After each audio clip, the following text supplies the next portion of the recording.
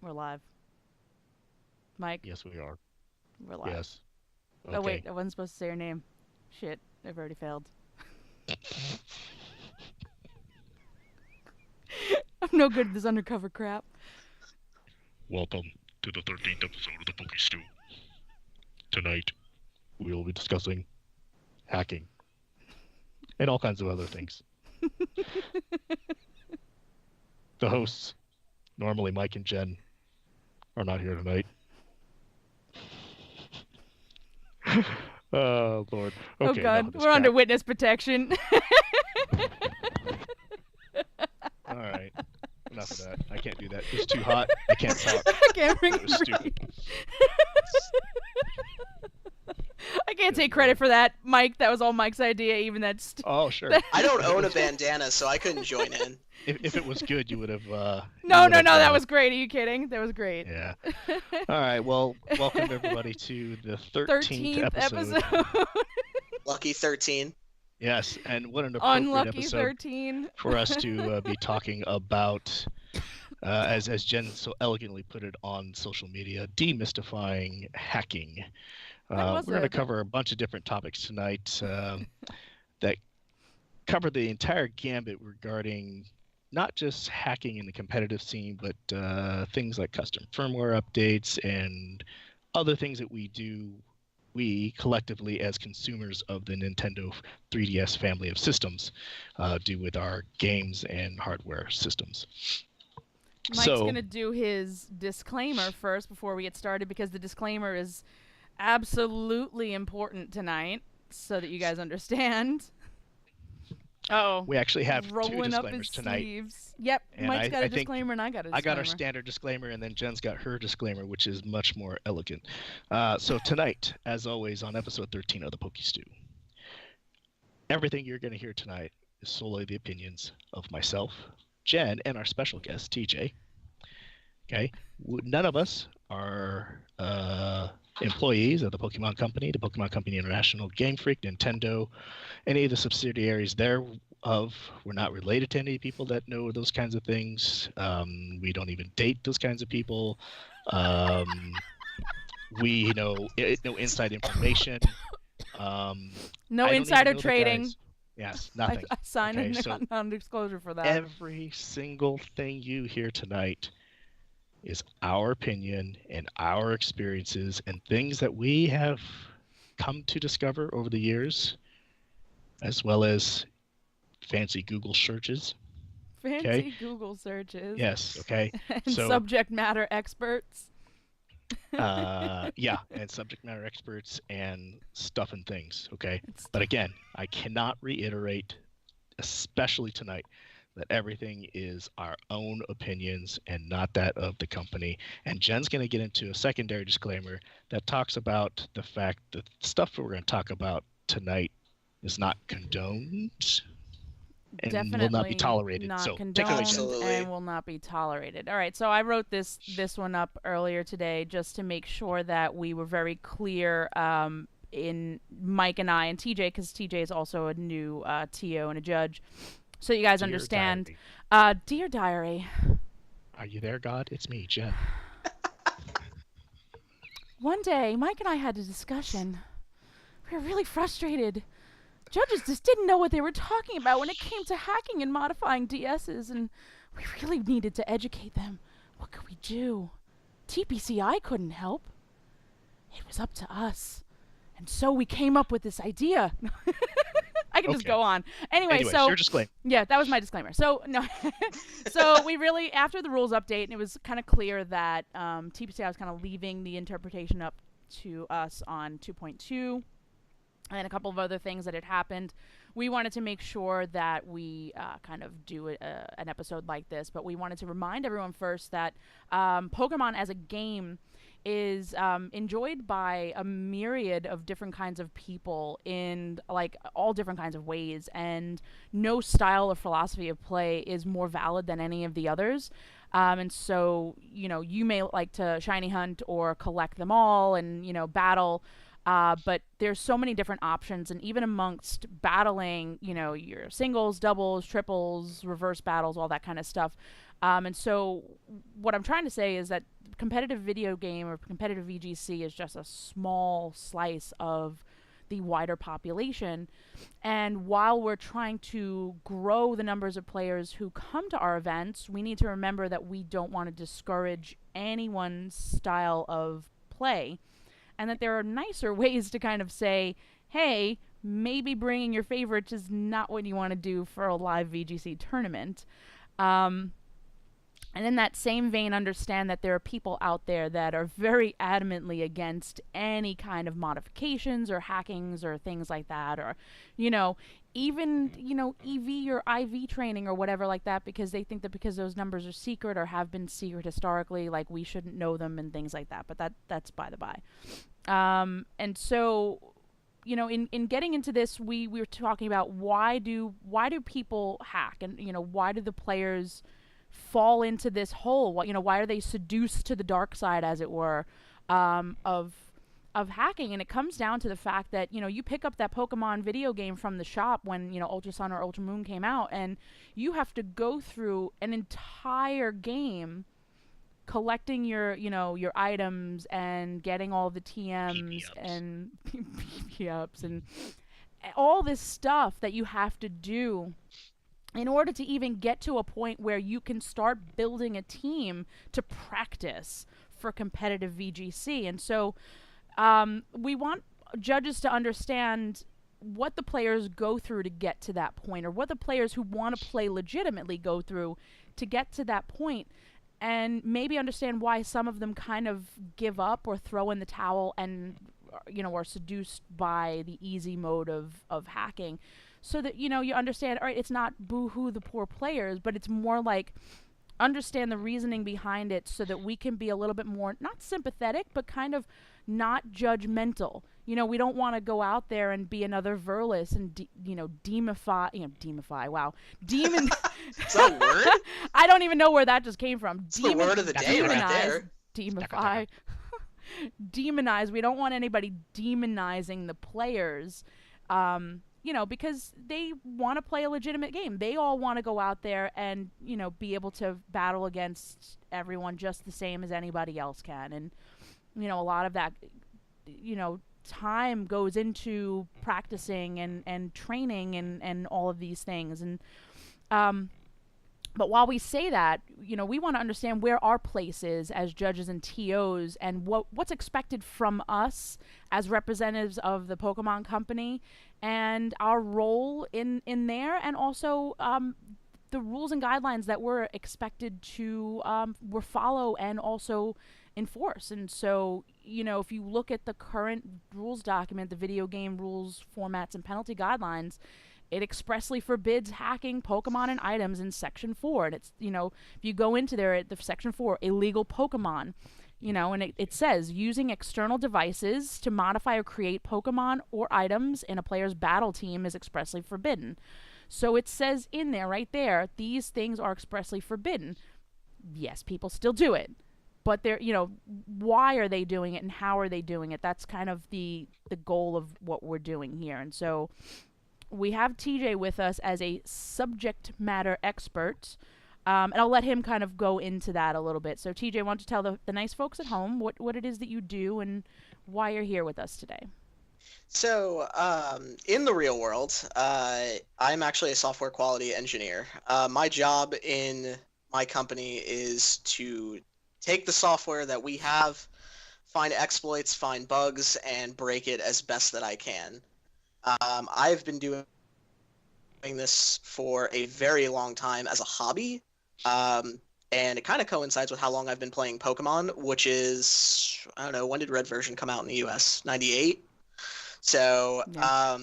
yeah, I've been playing Pokemon since it's hit the US, and I think that's really what got me into learning about um, like taking stuff apart and trying to figure out how things work. Because Pokemon for me is a puzzle. I enjoy trying to figure out why did Game Freak choose to do it this way? Why did they choose to um, why does the game do this? And I like trying to figuring that out, and I get to apply that knowledge to the real world, which is awesome. So I have experience in doing this and trying to figure out how all this kind of stuff works. So I mean, I'm very happy to be here tonight with you guys. Fantastic, Rob. Have you?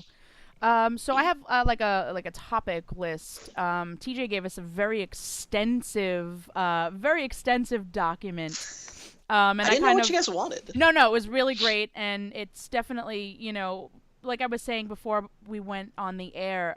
When I was asked to be lead last year at London, I kind of panicked, had a panic attack, and then reached out to TJ and was like, what do I need to know and what do I need to learn and what should I be on the lookout for? And TJ sat me down and said, I'll educate you. And so TJ's been kind enough to kind of walk me through how things work on a high level and stuff like that, just so that I can be prepared. And of course, the problems that we had in London were not of the hacking variety for the most part, but that's by the by. So I think all that is why I ended up becoming a judge, because you were like, you have so much knowledge and you should help us with this kind of stuff. And I'm like, yeah, you're not wrong. Wow. Wow, fake And modesty. ladies and gentlemen, he's modest as well. But again, I'm just gonna. You'll probably hear me reiterate throughout the night, besides using the word stackataka, that the reason we're presenting this information tonight is not to condone or encourage this type of stuff, but is to kind of help educate from a judge's and an organizer's perspective what's out there.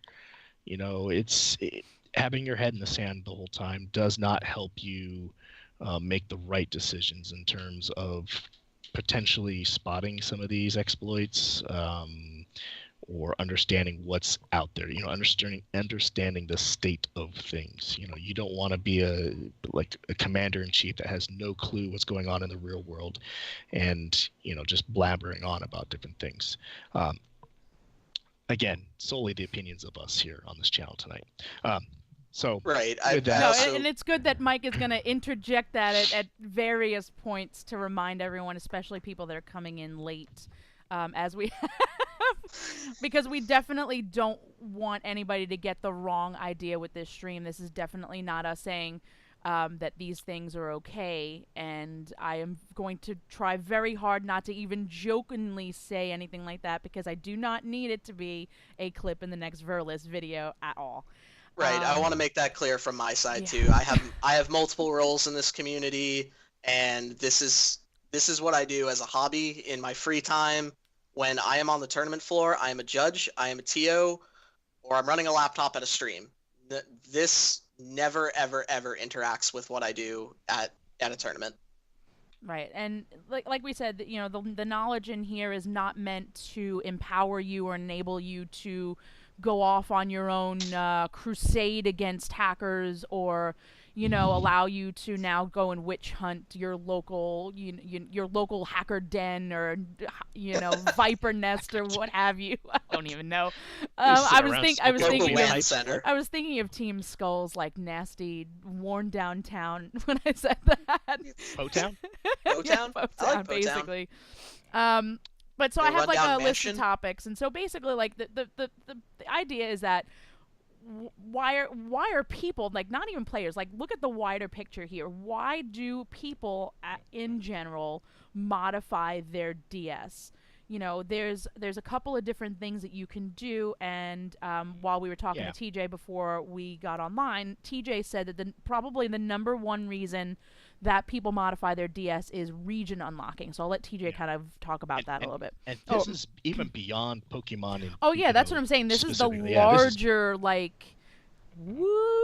the entire community of people that use DSs that aren't you people that are playing VGC. There's thousands of people and All You the hundreds. mean Animal people? Crossing. You mean people buy a 3DS for things other than Pokemon? Animal Crossing. There are other games on the 3DS. Yes, Wait, I'm gonna I didn't know hack my this. DS for Animal Crossing. God, that's going on the Verlis video, isn't it? I just broke my own rule. That's it. I'm Oh fired. Lord. I didn't even make myself tea tonight. I'm totally off my game. He who shall not be named.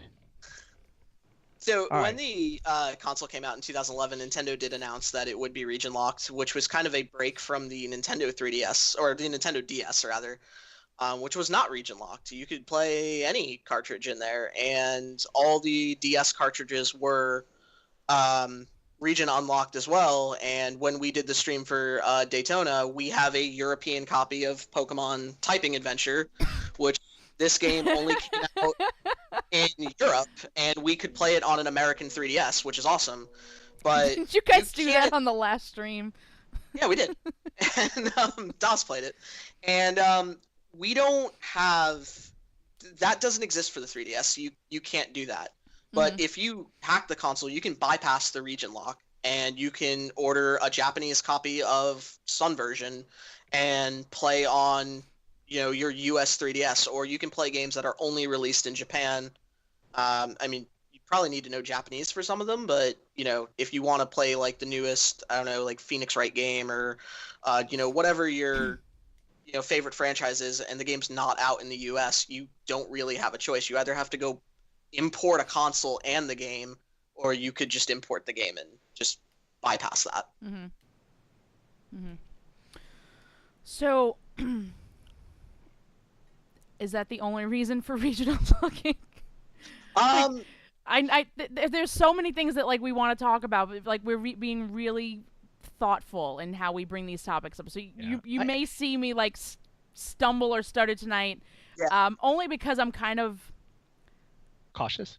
Yeah, we're being really so Mike and I usually do these things off the cuff. You guys know that we're pretty free with what we say here, but this is something that we're taking really serious, just out of respect for our positions in the community and our respect for the company and things like that.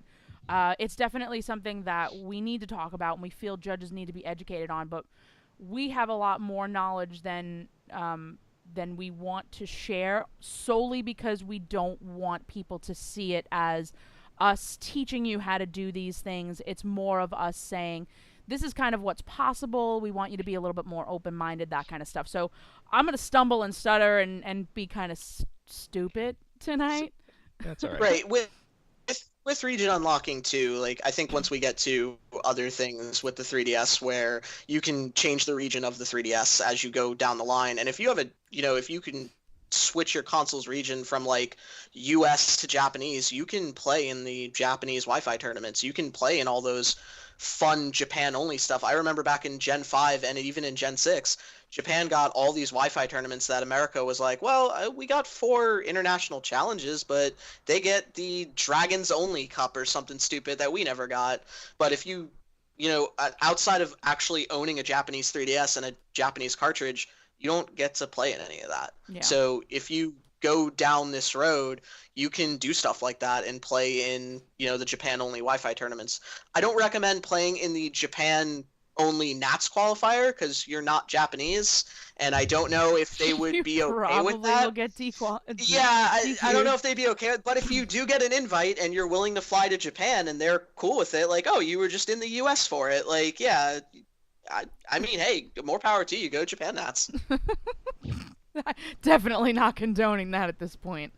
So, just keep continuing on down the line.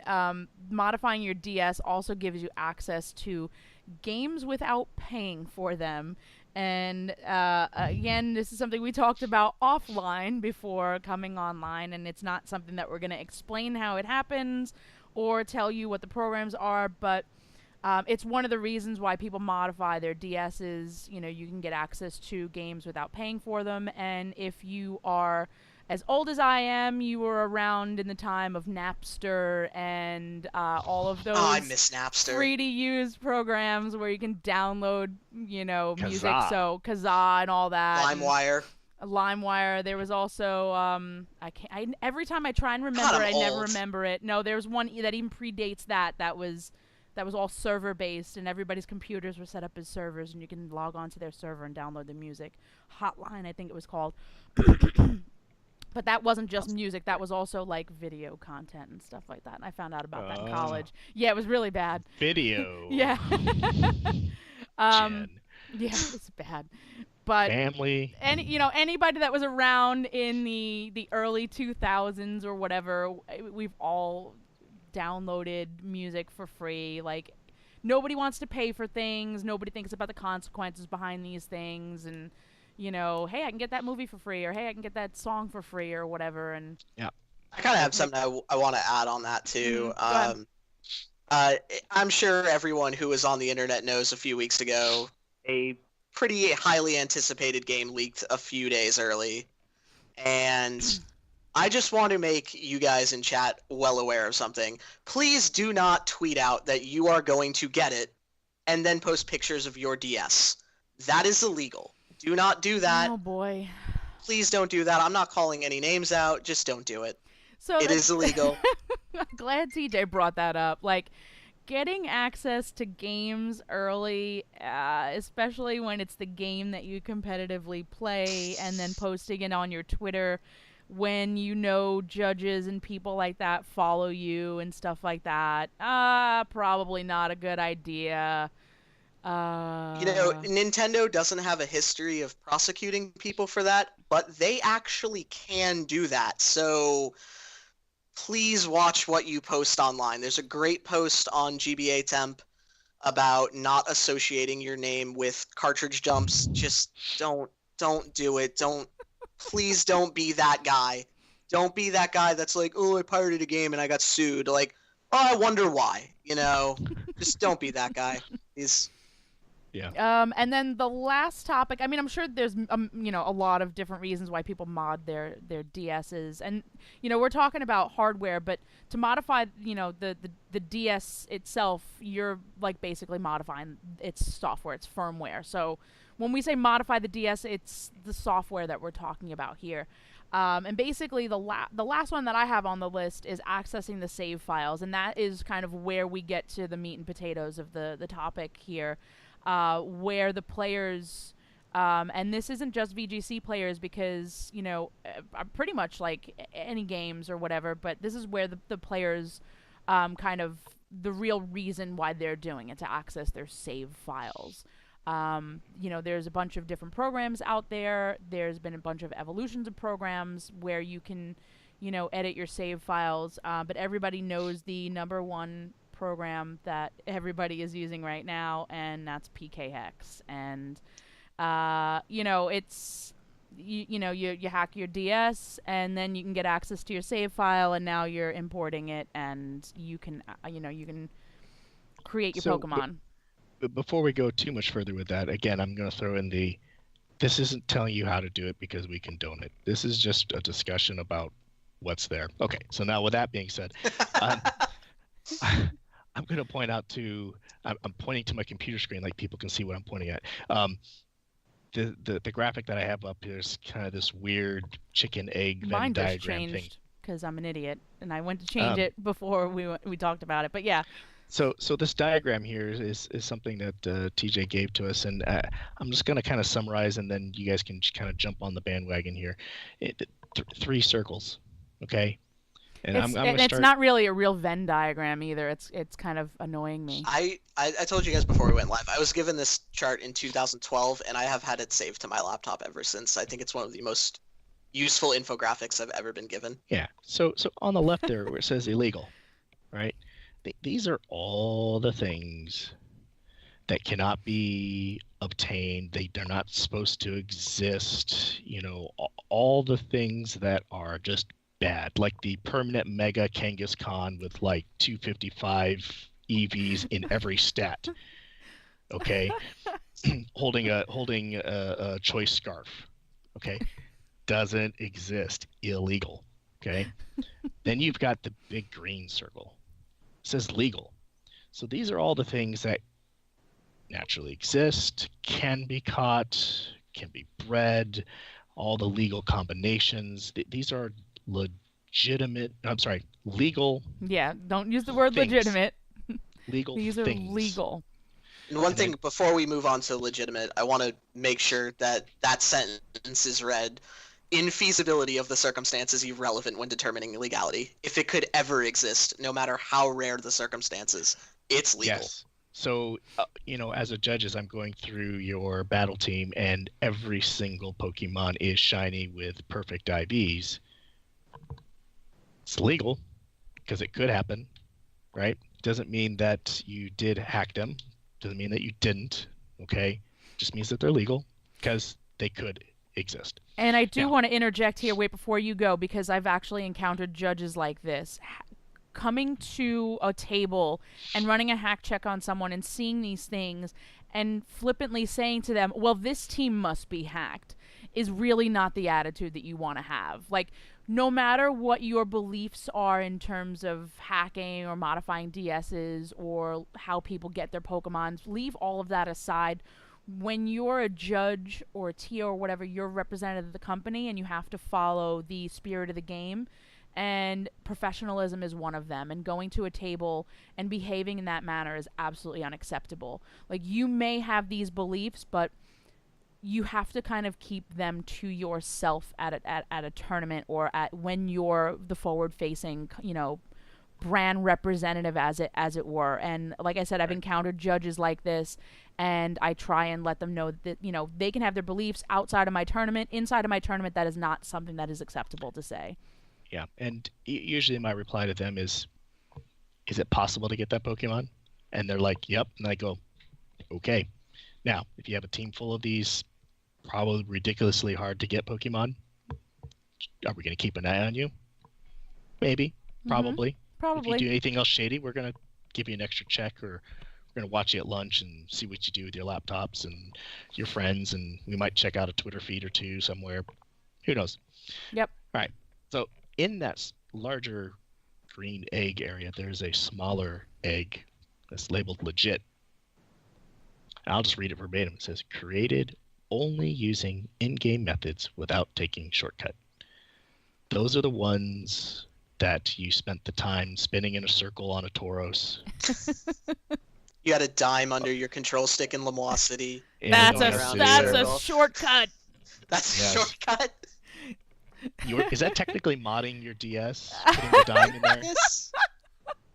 Under Shut section up. 2.2, yes. Yes, it Okay. is. Good thing we didn't have section 2.2 back then. But so those are the ones that the Pokemon Company International is intending everybody to use in our tournaments. Those are the ones we are looking for to make sure that everything falls in this legit thing. Okay? I'm going to be straight up and honest, though. As an organizer, with the hack checking tools and the manual hack checking appendix, a good hacker, if they make a legal Pokemon, I won't be able to discern between legal and legit. I mean, just straight up. It's Okay, the I ain't facts. gonna lie. I'm not gonna sugarcoat it. That's the cold hard truth, especially in the digital world. Every file that exists on any computer system is just a series of ones and zeros. Unless that it's are on a quantum stored on- computer. Oh, shut up. You think the 3DS family of systems a quantum computer? They better be It's eventually. really not. My It watch really has isn't. more smarts, I'm sure. But My no, MTC cup has in all more honesty, smarts. though, it's just a file. Every Pokemon's a file. Okay, so trying to catch everything that is in that green area, but not in the legit pinkish beige area, damn near impossible. Okay, and I'm sure Game Freak and the Pokemon Company International are continually attempting to try to do things and put things into place to try to help organizers and judges discern between the two of those. Metadata. they're trying, and we continue to improve those processes. But as TJ can attest, in the digital world, or anybody that's worked in the digital securities world, it's a cat and mouse game. I mean, you hear it all the time on the news about this guy doing that, or this guy wrote a virus to do that. This guy used an exploit to get into the banking system. So then the banking system people like update this thing to close these loopholes, and then that causes them to find another exploit, and it just kind of goes round and round and round. So as the hack checking tools evolve, so will the people that are trying to create this legal set of mons to use in the competitive BGC scene. Now, those out there that have the capability to manipulate their Pokemon outside the game, sometimes they will make that permanent Mega Kangaskhan, whatever. So they're sitting in their room with their, smelly prepubescent, brother, and then they've got things like the Sableye with magic. What is it? The magic. Wonder Guard.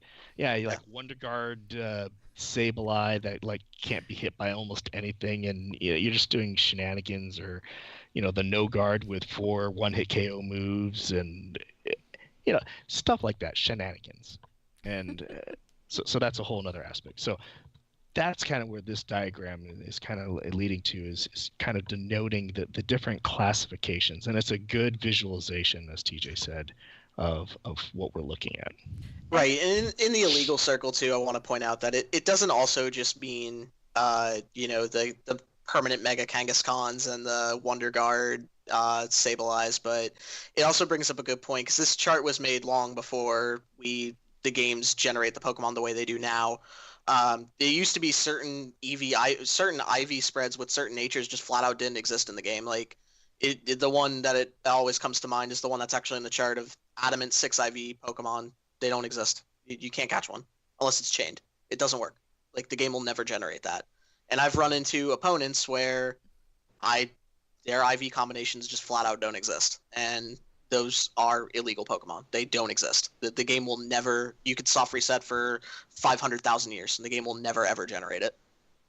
So it's also meant to include like the not so obvious hacks. Like, obviously Permanent Mega Kangaskhan is a very obvious hack, but you don't know that Garchomp that's mentioned in the bubble is illegal. You'd have no idea. It just It looks like a real one. Mm-hmm. Yep. So smells like a real one. Mm-hmm. Acts like a real one. But code-wise, it's not. Right. Mm-hmm. So, I mean, and we were talking before we went on stream about like other ways that you could get legal Pokemon without actually, putting in all of the work. And one of the things that came to mind, because Tommy used to talk about this all the time, is RNGing. And so, what was the generation that Diamond and Pearl? I think that it was big. So RNG abuse, it can be done in Gen 3, but it's really, really difficult. Gen 4 is where it really took off, and the RNG was a little more controllable under human terms. So kind of tell everybody what RNG is basically, if you know anything about computers, it's random number generator, but it's more than that. So TJ, kind of give us a lowdown or the rundown of what RNG abuse kind of means. So, as you said, with computers, it's a random number generator, but computers can only do so much. They can only follow a set of instructions, and that means that no RNG is going to be a true RNG. A true RNG is like a dice or a coin where you have no control whatsoever. Mm-hmm. So, the Pokemon games use a pseudo RNG, which will determine your starting seed based on some factors, but it's not truly random, and if you know where you end in the RNG, you can kind of reverse your way back to where you start. And if you can figure out where you start in an RNG, you can always figure out where you're going to end. Mm-hmm. So back in Generation 5, RNG abuse would start with you just catching a random Pokemon, checking its IVs, and that would give you your starting seed. Be like, okay, well, if you turn your game on at this time, on this day, at this hour, and you just encounter whatever legendary is in front of you, it'll be flawless with whatever nature you want. Right. And because of the way the RNG works, you can manipulate that once you know, okay, well, I know this date, this time does this. How do I go forward? And there's programs out there that will let you do that. They never touch the console. I think we have that. That was Capture 2, right? Yeah, that's 3DS RNG tool. So I know back when the 3DS, well, when X and Y first came out, we pretty much figured out RNG abuse was not possible back in X and Y and Oris. It's now possible, but again, you would need custom firmware for like XY Oris to be able to tell you like what seed you're on, what frame you're on. But Sun and Moon, it's actually possible without custom firmware. There is a spot in the game, the QR scanner, for when you scan a Pokemon in your Pokedex or whatever it is. The RNG, the frames are not rolling, so you can check where the clock hands are, and this program that you put up there will tell you, hey, you had this clock hand, these clock hands happen this 10 times in a row. That only occurs on this seed.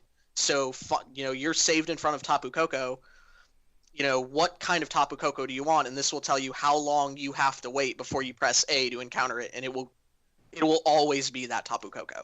Right. And so while the definition of this may not be, caught naturally or whatever, because you're using an external kind of guide, it's not a hack. And I know that there are people that are very purists, there's grades of the purism movement in the gaming community, but there are people that are even against these kinds of things. But this is, I would say, a more acceptable way of kind of getting around, having to go through breeding and stuff. Yeah, the people that are against this style of acquiring the Pokemon that you're looking for, because again, you are using information that is not supposed to be readily available to you as through a normal gameplay. If I pick up this DS and I flip open this clamshell and I start playing, I don't know all this RNG magic, right? I don't have any idea the seed and the time of day and chicken bones and voodoo. It's stuff that you just don't know. I'm not Neo. I don't look at the computer screen and see the code streaming in front of me. Oh God, you're old. And so that's kind of what these kinds of things allow you to do. It looks behind that veneer of the user interface that you see when you're playing the game, and see what the code is actually doing, and then using that information to your advantage to get the things that you want. Because like TJ said, computers cannot create pure randomness, right? They are just math machines that do things really fast, and they can simulate randomness, but they cannot generate randomness. Right. So. And again, if you want to get really purist in it, and I'm sure that there are people in chat right now that know examples of this. Your IVs are not numbers that we're supposed to know either. And that's why when you have the IV chart in the game, it's kind of like that stupid bar thing, but there's no numerical numbers and things like that. It's pretty good. Like Game Freak kind of finally alluded to them existing in this gen, where they're like, yeah, there's a bottle cap and it'll make your Pokemon stronger, but it doesn't work on this stat for some reason. Right, but we don't know why. Exactly. But it works on these stats. Like, you go to the Pokemon website, because I went there the other day to look at the Pokedex. When we finally realized we were going to do this, I wanted to see what the Pokemon Pokedex on the official website looked like, and it's kind of sad. Like, no offense to the company or anything like that, but I understand you guys are on limitations, but there's really nothing there. And it's just like some bars on the bottom with no stat numbers, and it's just like, yeah, I don't even think like base stats are referenced to like in any official documents. No, that's not something that you can talk about. I feel like they're in the official Nintendo Player's Guide, but I haven't read one of those in like 20 years because the internet exists. I was gonna say, can we get one of those and talk about it? And if you're talking about trying to calculate IVs that you don't know like the exact value, there are things even outside of actually using these hacks to get to them, like the tools online. If I put in the Pokemon, the level, the nature, and the stats that are shown to you in game, it's got the calculations, and it just calculates back, assuming you don't have any EVs put into like a newly caught or newly hatched Pokemon. You can actually go in, and so. Is that not Jake White or Jake White, right? Jake White, the Pokemon Showdown, the battle calculator stuff. who did the battle calculator? Is it Jake White? The I damage don't know. calculator, yeah, that's Yeah, the Squirrel Boy. Jake White. Yeah, the damage calculator. That's what I'm thinking of. The damage calculator. Yeah, so damage calculator. There's also the stat calculator. A bunch of websites have IV calculators, Cerebi, Cypokes. Right. So yeah. So once the information's out there, you can use those things, and now in this particular instance, you haven't modified your firmware, your software, your hardware. You haven't touched your game save data. You are like pure as can be. You're Snow White. You're Jen Badamo in the 3rd grade. But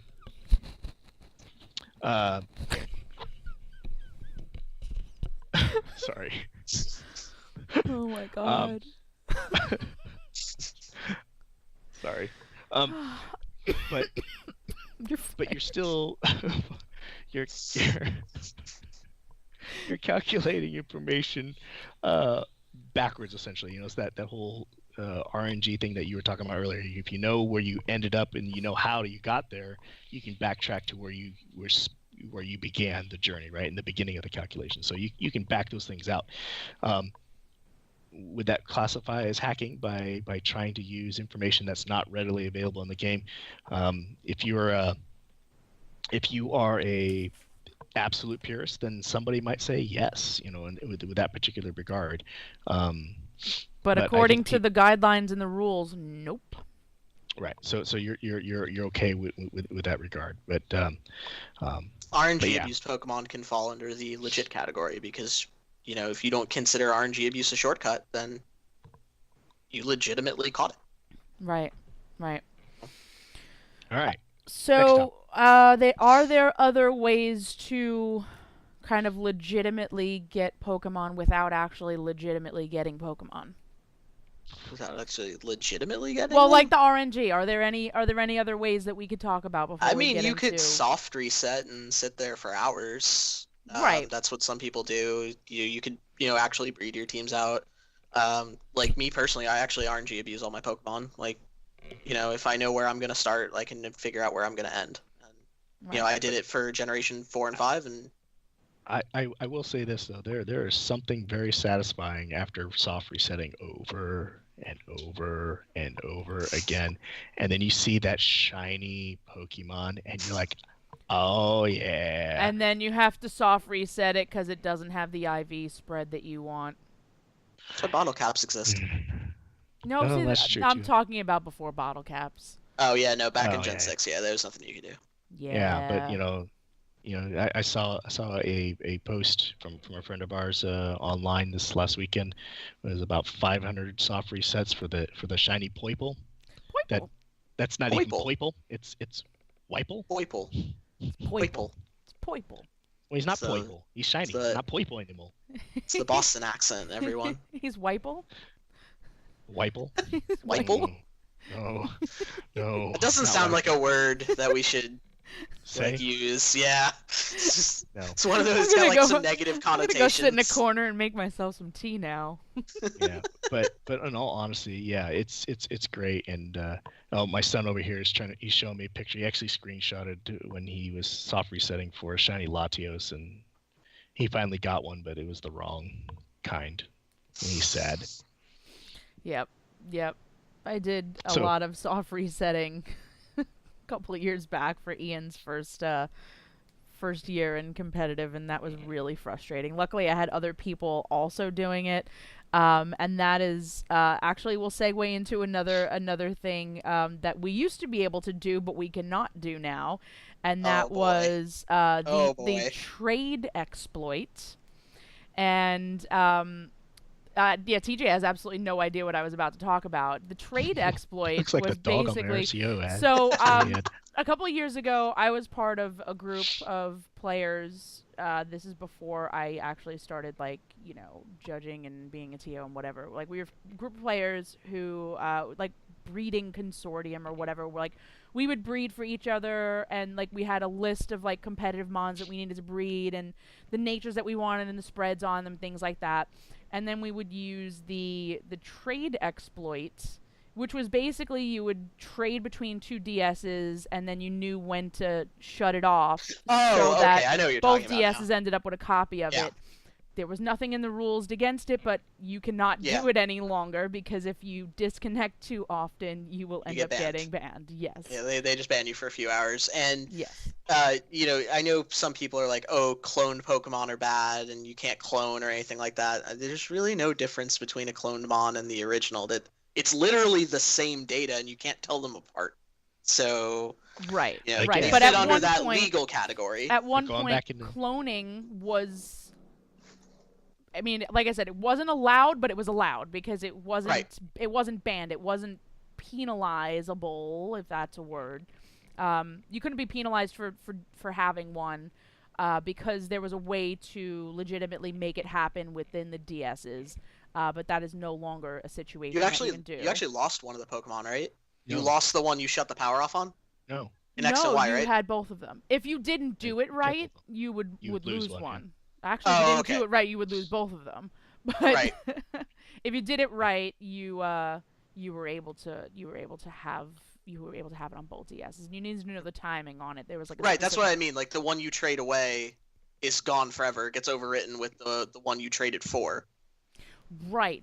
Yeah, So you have so to you end up trade like a losing something. Oh, okay, exactly. yeah. You lose Yeah, the you like Pokemon sacrifice it that and exactly. yeah. You Yeah, lose but the who junk wants Pokemon. the little lily pup, right? Sacrifice the lily I pups. used to just breed Route Magikarps one. because they were the fastest thing to hatch. Yeah, they hatch so quickly. And so I just made like a box of Magikarp. Trade exactly. More Sacrifice saying the puppies. trade fodder. Yep, you lost the Yep. trade fodder. So a question came up. I'm going to circle back real quick to the RNG. Somebody asked in chat, is it known if you can RNG manipulate ultra wormholes? So ultra wormholes for shininess are actually determined when you land in the wormhole. So if you encounter a shiny in the wormhole, it will always be shiny. You can save right there, and you can soft reset for a nature if you want. Ooh. As far as I know, I don't think 3DS RNG tool has the capability to RNG what's in the wormhole yet. I don't know if that's something we can control, but you can RNG manipulate the legendaries that are in there. You just save in front of them. It's just like any regular legendary. Just be like Tapu Koko or one of the other legends. But for like the regular wormhole mon, if you encounter a shiny one in there, it will always be shiny until you leave the wormhole. So if you save in there before you encounter it, you can soft reset for whatever nature you want. It'll always be shiny forever until you leave the wormhole, obviously. Ever. Yeah, until you leave the wormhole, obviously. I don't want to be shiny forever. All right, so let's move on. So We still I have think other that things. I think that brings us to the no bad stuff. Am I right? Or is it time? Or are Yeah, we- I think so. It is time. Mike, we're Shall going to capture the capture image. Which image? The capture image. Oh, okay. Yeah, now we're gonna segue into this stuff. So Oh, that one.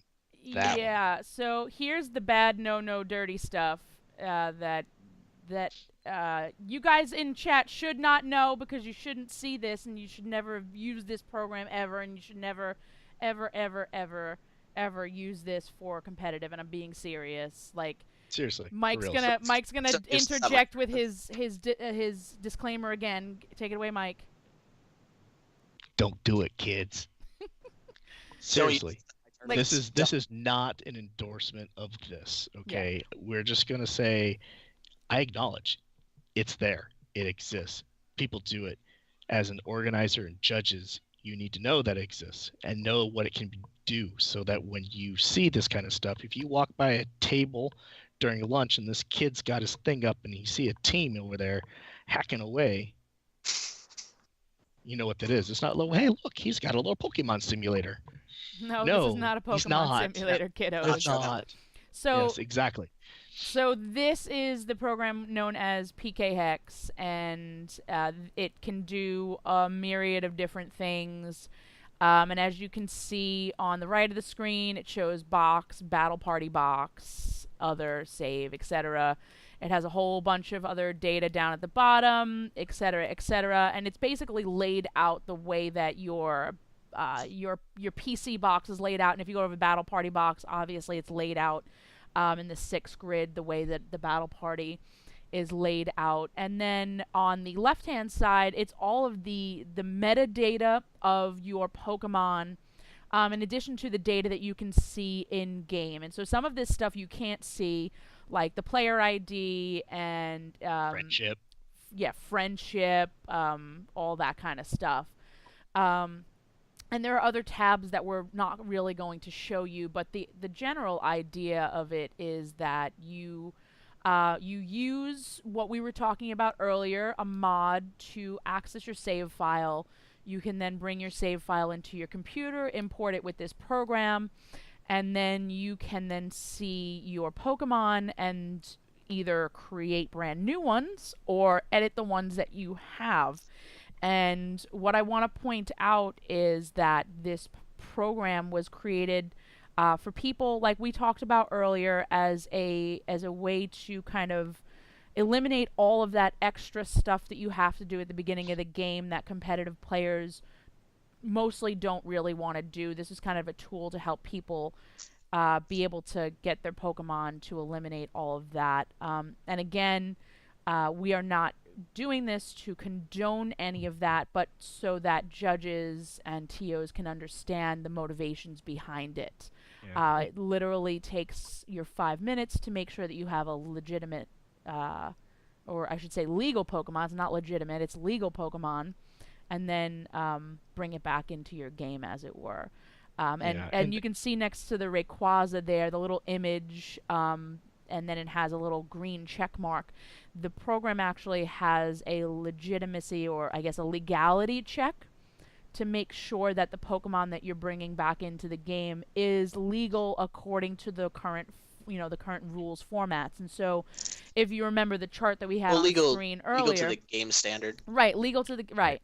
So if you remember the chart that we had up earlier, TJ's chart with the illegal circle there, you won't have crazy IV counts and things like that. This is meant to eliminate those instances from happening. One thing I do want to bring up about PK Hex is it does not allow editing of the battle box. Yes, thank you. Right. Yes, that is very important. Thank Yeah. you for reminding us. Actually, the And it used to be able to. yes. So for when it first came out for Gen 7. Right. For Generation 6, it was never able to edit the battle box. It's a read-only tab. Right. right. But the makers of this particular piece of software never intended it for hacking and abusing for competitive battling. And so when they discovered that it was being used for evil, hacking into locked battle boxes and changing mons and stats and things of that nature, they said, "Whoa, okie dokie, we'll fix that." And they made it so that this piece of software can no longer do that. And we were talking before stream too. There were some other developers of other tools that have been used in the past that involved a lot of cloud-based services where you're uploading game save data and battle videos data, where they were doing it for a particular use case, but then it was being abused for competitive reasons, and they said, okay, fine. During big competitions where it's being abused, they took the services down.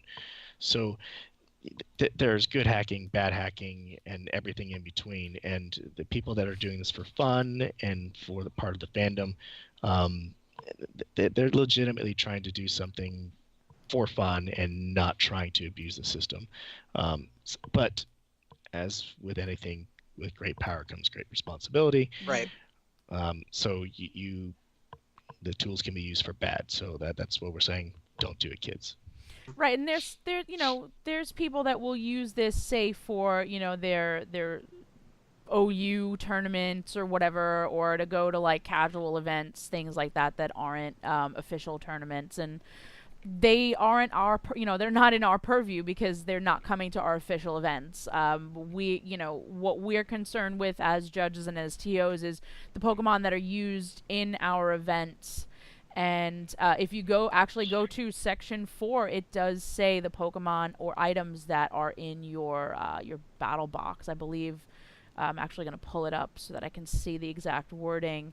Yep, it's battle team. So it says to modify or create items or Pokemon in a player's battle team is expressly forbidden.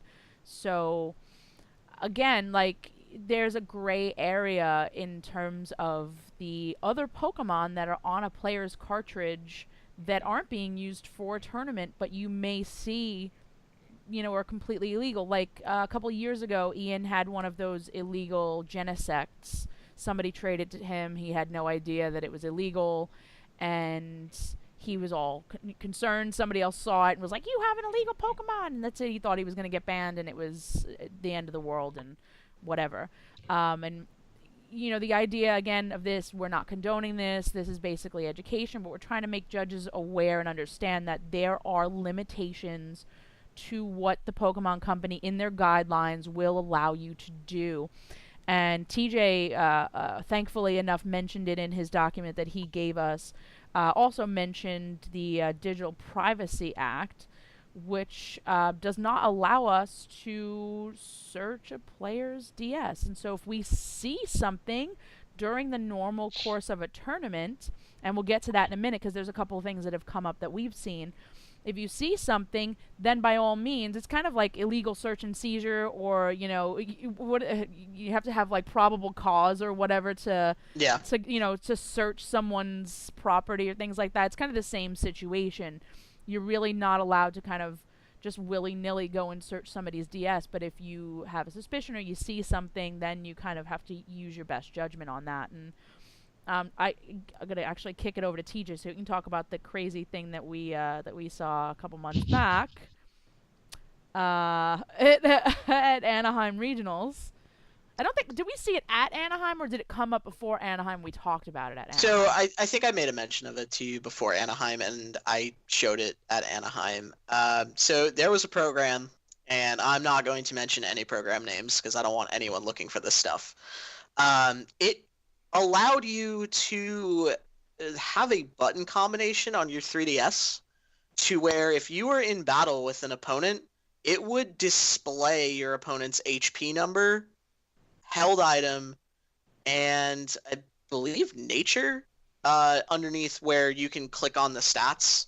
And I immediately brought that to the attention of the head judge at the tournament. I was like, hey, so this is a thing. Maybe we should do something about it. And the head judge happily showed it to the TPCI rep that was there. And the next thing I saw was the rep on their cell phone, assumingly texting people, hey, this is a thing. We should probably do something about it. Weren't we testing something that weekend, too, if I remember correctly? Oh, you know what, Mike? You weren't there. You wouldn't remember. It was, Nope. I had Dan Stir there. We were testing something for Chris. I don't remember what it was, but that weekend was a little crazy. I think it was the check-in process, if I remember right. No. The check-in process was something entirely different. But we were checking something in-game for Chris, and I don't remember what it is now. Dan Star will remember because I was harassing him and I think John Turner about it, and it was fun. I'll talk to him about it. I think I see Star this weekend. I think he's going to Memphis. Yeah, he's positive he's there.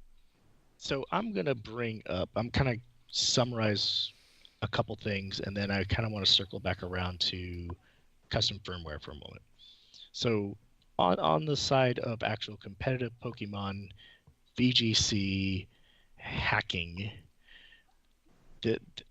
for the organizers and judges out there, it boils down to players using one of many exploits, getting access to their save data from their game, and manipulating it either externally to get the combination specifically that they want in order to create or modify existing Pokemon that were caught naturally for their own purposes to create that perfect monster for battling. The other part of it is using the RNG manipulation or abuse or information to have the game give you what it wants based upon knowing what time to do certain things or where and when to do things. Okay, those are the two main things in terms of manipulating the data at your hands to create Pokemon. Most of it, from an organizer's perspective, the only way you're going to see or catch them at an event is if they're in the act of actually doing some of these things. if they know what they're doing, you're not going to be able to differentiate, like you said, that between that Garchomp that was RNG manipulated, that was cotton bred naturally, or was just straight up created in the womb of PK Hex. You're just not going to be able to do it. Great. One of the things I want to piggyback off that too, and this is something we talk about in the programming world. You never know what people know how to do in private. Like the source code to PK Hex is open source. You can go look at it and see how the program is made, like how it's programmed. But you don't know what people have on private GitHub repositories or, in their accounts. You don't know what people are capable of. And I know that I just explained a program that can do something completely insane, but you don't know what people can do in private. Like, you have no idea. Yeah. So that's from that competitive side, and then we started the whole stream talking about custom firmware and some of the reasons that people do it. And one of them is region unlocking, access to games that they don't have, the naughty word of piracy, getting access to games that they don't want to pay for, even though they could get legally. But one of the things that we skipped over and we talked about before we went on air. But I want to kind of circle back around since we're past 10 already, but I think it's worthwhile mentioning another particular use for custom firmware, especially in the Pokemon side, or not even Pokemon. There are people out there that stream non-Pokemon related titles as well, but don't want to pay hundreds of dollars to do a modified piece of hardware. Okay, and TJ, please talk to our esteemed audience regarding that particular piece of custom firmware. So there is a piece of software out there that you can install on a hack DS that will allow you to turn your new 3DS only. This does not work on an old 3DS. It does not have the processing power to do it. Do we have a picture of it? I don't think I no. sent it's not really like it's not something I can capture in a photo. It's a capture card. It'd be a picture of the screen. But yeah, and you can turn your 3DS into a capture card, and if you don't want to shell out $800 some odd, and God knows how long Katsu Kitty's waiting list is at this point. Oh jeez. Yeah, I know, right? And if you don't want to wait the 4 or 5 months to get it and shell out $800, you can go spend $200 at Walmart, buy a 3DS, and just install something to make it a capture card. And that's awesome. Like, in my opinion, that's great. That allows people to create content that they normally would not have been able to create without shelling out all this money. In this particular version of screen capture, it's wireless too, correct? Yes, it is wireless. It works based on your 3DS's IP address connecting to a port on your computer. And I know that was a lot of technical information for chat, so sorry if you guys have no idea. When people were first testing it, it was really unstable, and I know a lot of people in the community that first tried it for streaming were just like, I'm giving up. Has it stabilized any? It's stabilized somewhat, and it's not awful now. And I've seen people stream Premiere challenges off of it. I've seen people, stream Battle Spot off it, and they sit there for hours on end streaming Battle Spot. I'm like, this software's come a long way. Right. I think. But on the flip side of that, that software does have some dangerous extras to it. Right. It's like installing that Bing toolbar when you download Chrome or something, right? No, wait, ask Jeeves. I don't know. Is Bing a thing? Ask Jeeves. How do you not know what Ask Jeeves is? Oh my god. Now I'm old. You know what, Mike, can you Google Bing and tell me if that's a real thing? I don't believe you. I don't believe Bing's a thing. Can you Google it? Let me log into AOL first. I think the only way we'll ever know is if you just Google it. All right, you know what? I'm gonna Google, is Bing a thing? Oh Jesus! Stop! You're both get out of here. You're both idiots. Oh my god! There was one other thing that Mike wanted to talk about, and it was basically not even requiring any kind of modifications at all to your DS, right? Or did you not want to talk about that one? I'm sorry. Say that again. I was reading the thing. It says, "Is Bing a thing?"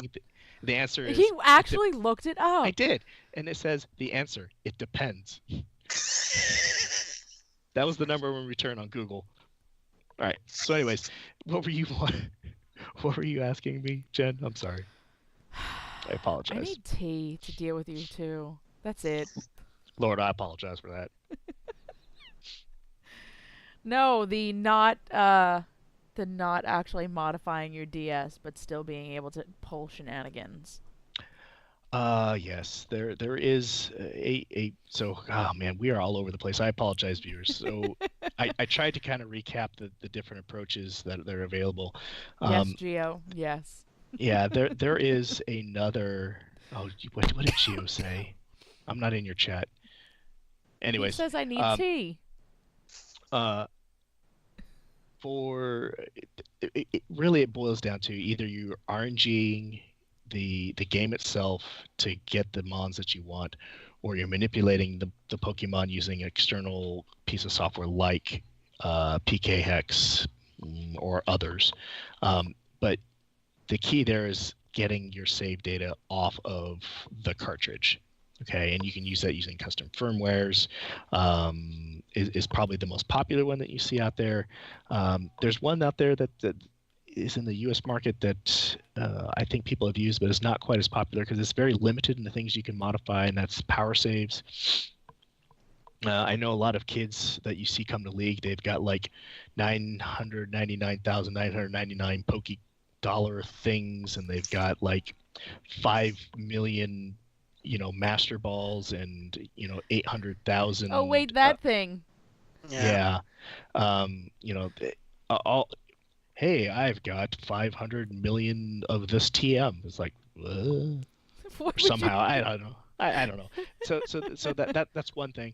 But there's also, like TJ mentioned earlier, it's basically a Japanese version of it called a 3D Save Editor from Cyber Gadget, and it will extract the save file and then allows you to manipulate it outside in PKX.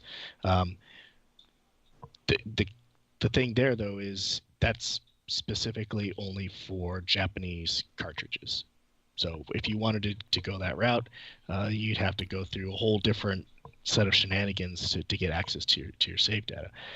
So while this is all possible, again, this is not something that you should be doing. It is not something that is within the rules and guidelines that are set forth. And if caught, you will get disqualified. Yep. There is no, well, maybe, or this or that. If you've been found to have manipulated your Pokemon outside of the normal gameplay process, I say again, you will be disqualified.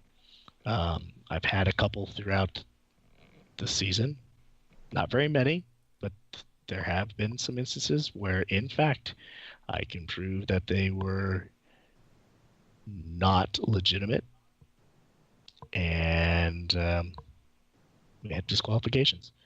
And it will continue to happen because it does. It will. And it will continue till this game is put on the shelf and collects dust. It will continue to happen. But I just want to make that clear, especially with Memphis coming up this weekend. Mike's your head judge. Yeah, I will be there as a player. I do want to point out, and I know I mentioned it before and said there are guidelines and there are limitations to what we can do, but there's also a very gray area. And so a couple of months back, actually it's more like a half a year back, there was an instance at a regional where there was some hanky stuff going on with someone's cartridge and a digital cartridge, and the judges didn't really know what was going on or what to do, and there was a failed hack check and then a passed hack check. And in that instance, you really don't want somebody like Mike or I to be on staff at that point, because we know what we're doing and we know what we're looking for, and that's not to lambast or to negatively, shade any other judges. But the fact of the matter is that just because there are guidelines and there's limitations to what we can do, just because that exists, doesn't mean that if we see something that's clearly not possible or something that shouldn't be possible, that we're not going to do something about it. And so if you have, an injected save file or something like that, that's clearly the same save file that's on your cartridge. Like, or like you have your locked battle box on two different instances of the game. Yeah, like just because the rules don't cover it doesn't mean that there's not something that we can do about it. You know what I'm saying? Like, we're absolutely going to go to the highest level at that point. Like, that's not something that we would rule on our own. We definitely go to TPCI at that point. But and more there are judges out there that know what is possible and what Yeah. shouldn't exist. And again, that's why we're doing this, is to try to Right. expand that knowledge to the organizers and the judge base out there. And TJ brought up, and Jen, you brought up the Digital Privacy Act, but through the course of normal hack checking and things that we need to do for the tournament, if I discover things or see things that give me probable cause to reason that these other exploits might exist, I might actually check the firmware. But again, I have to have some kind of reason. I'm not going to just, hey, give me your DS, and I'm going to flip it open, and I'm going to search through all your titles and see what's going on. But if something is, like, use Jen's word, hanky, Hinky. Hinky. we will investigate further, right? That's the probable cause, right? The cop sees a guy smoking pot walking down the street in certain states. They're going to follow up, right? You're going to be searched. Just saying. Yeah, I mean, that's just the fact of the matter. Like, I don't want people to be using the guidelines as kind of like a bulletproof shield. Like, oh, well, it doesn't say that you can do this, so I'm invincible. Well, not exactly. And on the flip side, just because the guidelines say something doesn't mean that it gives the judges the blanket the blanket authority to go and, like, strip search everyone's DS. There's limitations on both sides. So we just want to make everyone aware that again, we're not condoning any of this, but the goal of this is to educate everyone, not just judges, but also to educate the players as well, so that you guys are aware of your rights and the judges are aware of kind of where their limitations are, as it were. Yeah. Like, a judge can't approach you and just say, hey, I want to see what you have installed on your DS. But if they go, hey, I saw you on your laptop an hour ago using PK Hacks, can I see your DS, please? Mm-hmm. Like, suddenly we have probable cause. Yep. Yep. Exactly. All So right. we're kind of winding down. Do we have a wrap up? Is there a wrap up that we wanted to do, or did we cover TJ's wrap up piece? I think we covered the major points. Is there anything major that we need to circle back around or cover that we just never got to? I feel like there was one point earlier, but I might be wrong. Okay. Now, so what was your thinking there, TJ? I'm just going to reiterate for the audience. Personally, I struggled with this episode. I'll admit. Like Jen said at the very beginning, TPCI would never do an episode like this. Okay, they would never come out and say these things are out here. They won't. I struggled with doing one ourselves. Jen and I went back and forth, and we were exchanging messages throughout the day, just talking about to what extent do we want to cover these things. And for those of you that are listening and watching, that are seasoned, lack of a better word, hackers that do these kinds of things, they're probably looking at the information that we're providing and saying, that's nothing. It's this surface, right? They barely scratched the surface. We know that. Okay. But we worked really hard, and hopefully we never cross the line tonight, to put forward an image and a message. What? I had to put up the Stack Attack image. I had to do it. I'm sorry. Oh, okay. To put forth the image and the message that what we're trying to do tonight is to try to further educate organizers, judges, to give them a better understanding and a tool set so that they can do their job more effectively and be aware of the things that are going out there. So they're not blindsided, they're not naive, that they have a little bit of information without giving away the whole enchilada, without opening the kimono all the way and seeing what's underneath, without getting into the gory details and stepping you through the entire process of, you know, extracting your save file and modifying your mons and re-injecting them back into your game and all those things, because that is not what we wanted. The purpose was, again, not to teach you how to do this. It's not to go through every possible exploit out there, but to kind of give you the freshman 101 about what's out there, why some people are doing some of those things, and to give you some of the information that's out there. I mean, I couldn't have said it better myself. So. I know, that's why I said it. That's why I said that's it. perfect. Everybody knows Mike's my better half on this, so. All right. So, like we've been saying, Memphis is this weekend. It is it's official stream as well. Official stream. It is the last regional in the VGC 17 format. Ding dong, the witch is dead. Finally. Mike up there is your head judge. So make sure you stop by and say hi and give him a stack attacker for me. And you know, counting down the days till 18. Mike, you don't have any other tournaments after this, right? That was it? You mean me personally? Yes. This season, December. Are you done? Oh, no. Yeah, no. I had mine early, so I'm sorry. My brain. Yeah. I'm old. Like, after 10. I'm gonna see if I can schedule a PC in December, but I know the turnout's gonna be like really low.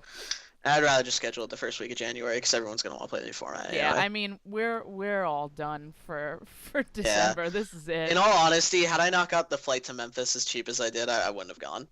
Like, it just wouldn't have been worth it. I just don't want to play 17, but I do want to see my friends that are out there. So. No, I'm sure Memphis will be a good time. It's run by our friend Jimmy, right? This is a Jimmy show. He's got a lot of crazy stuff going on in Memphis this weekend, so I hope everybody that goes has a good time. I'll definitely be watching while I'm baking cookies like a mad woman. My mom's got me on prison lockdown. I got to sleep on her couch this entire weekend and bake her cook. Yeah, it's crazy. I'm going to be baking cookies like a mad woman. Isn't Christmas coming up, too? Christmas, Hanukkah, Kwanzaa, we got New Year. Does the year just end, please? Yeah. So, we're going to be back Tuesday. Mike, do we got a topic for Tuesday? And we're awful. Oh, wait a minute. No, hold on. Is Tuesday the episode that we're going to have Tommy on? Yeah, it's got to be. Is it? Unless we do the one after Christmas. Are we going to do the Tommy one after Christmas? Oh, okay, like prepping for VGC 18? Yeah, is that the... Hey, if Tommy's available, let's rock it.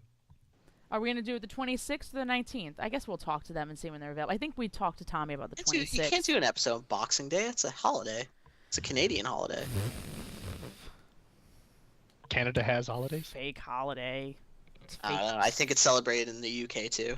Fake. Did they have Stack Attack Day? No, but we should. I officially declared December 26th Stack Attacker Day because I got a stack attack of all of those boxes that I need to throw out. God, I need to I gotta stack right my fake Christmas tree back into the attic. Yeah, so we'll be back on Tuesday with another episode 14. Maybe we'll cover VGC 18. Maybe that'll be the day after Christmas. It'll be a late Christmas present from Mike and I. That one we're going to have Tommy Coolene and Alex Underhill on with us to give you kind of a lowdown on VGC 18. For myself, I am not going to be back this Thursday, but I will be back next Thursday with some Battle Spot with Jake. And I am going to be planning a new series with a couple of judges specifically targeted at newer players to kind of welcome them into VGC 18, go over like breeding and soft resetting and things like that, and kind of, you know, how to build teams and kind of like the entry level things like that. So you guys are welcome to watch if you're interested and want to see me get up to crazy shenanigans like soft resetting and running in circles while trying to hatch eggs and stuff like that. But I don't know when we're going to start that. We have a lot of work to do, and I think Mike's going to get in on that too. Right? You said you were going to... If I'm invited. You're in the Facebook group, man. God damn. Of course you're invited. You're my Of course I'll be Stacka. invited. Yes. Maybe in witness protection. God damn it. It'll be Wyke Matala. I put in my Shows up. dad Witless back on. protection. Witless protection. Anyway, Oh. thank you guys so much for watching our 13th episode. Watch out for black cats and broken mirrors and under ladders and all the other bad luck things. And we appreciate you watching every week. So thanks for that. Oh, we forgot the biggest news of Oh. all. What's that? We both have the subscribe button. Oh yeah, yeah. We forgot both have about the that. subscribe button. Yay! Gotta get the Florida channel up there. So we both have the subscribe button. I just got a emoji. It's not uploaded yet, so it'll definitely be Emoji. there. Emoticon. Whatever, emoticon. Emoji. I got a Emoji. thing. No, it's an emoga that's an it's emoji. it's a an pretty emoji. picture. I need a God. Stacka emoticon. Anyway, I got a pretty I picture. think Jen's It's got gonna you be beat up on there. that one. Mike's gonna have one. We're gonna work on that this week, and then we're both gonna have the same level 2 one, and it's gonna be a stack attacker, and it's gonna be great. Stack attacker. I still haven't gotten a Stacka. I haven't even gotten to the place where I can catch any legends. Okay. This game has so many cutscenes. I can't handle it. Finished I the know. game like a month ago, or Can however long somebody the game play came through out. my game, please? They need a little check mark that says, "Have you?" No, played I haven't Pokemon even before?" opened my Ultra Sun cart yet. I haven't even started that one yet. Ugh. Somebody Alright. finish Well, my game. anyways, we've taken up everybody's time. Enough. Thank you again for shenanigans. watching. We'll catch you guys next week. Alola. Alola. Thank Ugh. you. Or is the Ultra Recon Squad?